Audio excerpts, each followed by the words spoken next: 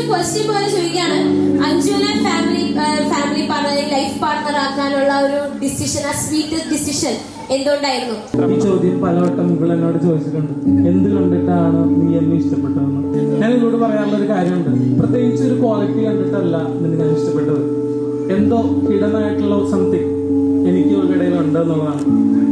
എന്തെങ്കിലും ഒരു കാര്യമുണ്ട്, ഇവരുടെ സൗന്ദര്യമാണ് അല്ലെങ്കിൽ മുടിയാണ്, സ്വഭാവമാണ് ഞാൻ ഇഷ്ടപ്പെട്ടതെങ്കിൽ ഏതെങ്കിലും ഒരു ടൈമില് അങ്ങനെ അല്ലാതെ ആയാൽ ആ ഇഷ്ടമില്ലാതാവില്ലേ?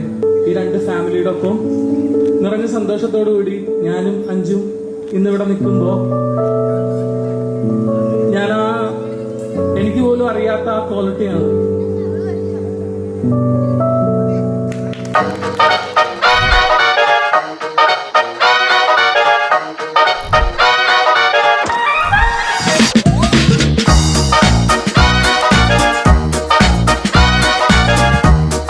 ആള് കുറച്ച് അണ്ടർസ്റ്റാൻഡിങ് ആണ്.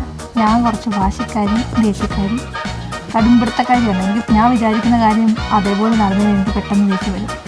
പക്ഷെ മിണ്ടാണ്ടിരിക്കും, അക്സെപ്റ്റ് ചെയ്തോളും. ഞാൻ എന്ത് പറഞ്ഞാലും കുറച്ച് കഴിഞ്ഞിട്ട് വരും. എന്നിട്ട് വരാതെ അങ്ങനെയല്ല, ഇതിങ്ങനെയായിരുന്നു എന്ന് വരും.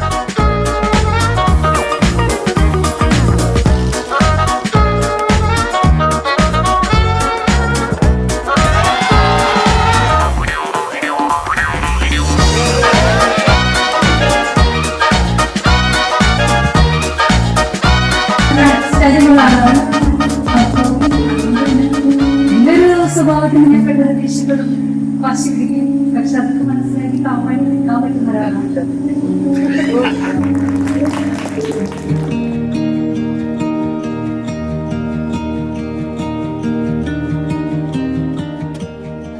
ഞങ്ങൾ ആക്ച്വലി സ്കൂൾ മേറ്റ്സാ. 5, 6, 7 സ്റ്റാൻഡേർഡ് ഒരുമിച്ച് പഠിച്ചു. പിന്നെ കോണ്ടാക്ട് ഒന്നും ഉണ്ടായിരുന്നില്ല. ആളൊരു 2 മാസം അച്ഛനാകുമ്പോൾ 10ാം ക്ലാസ് കഴിഞ്ഞപ്പോൾ പിന്നെ ഹോം സിക്നെസ് ആണ്, തിരിച്ചു പോകുന്നു. പിന്നെ അങ്ങനെ പോകുമ്പോൾ അങ്ങനെ വലിയ കോണ്ടാക്ട് ഒന്നും ഉണ്ടായില്ല. വല്ലപ്പോഴും സ്റ്റാറ്റസിനൊക്കെ റിപ്ലൈ ഇടും, അത്രേ ഉള്ളൂ. പിന്നെ എപ്പോഴും എന്നോട് ചോദിച്ചു. അപ്പോൾ ഞാൻ പറഞ്ഞു എൻ്റെ വീട്ടിൽ സമ്മതിക്കണം.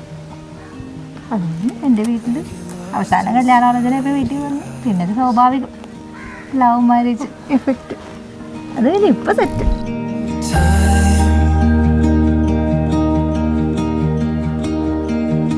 Doesn't move when I'm with you.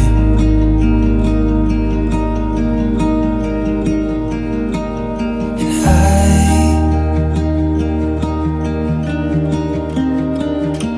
wouldn't even want it to. I wouldn't want it to.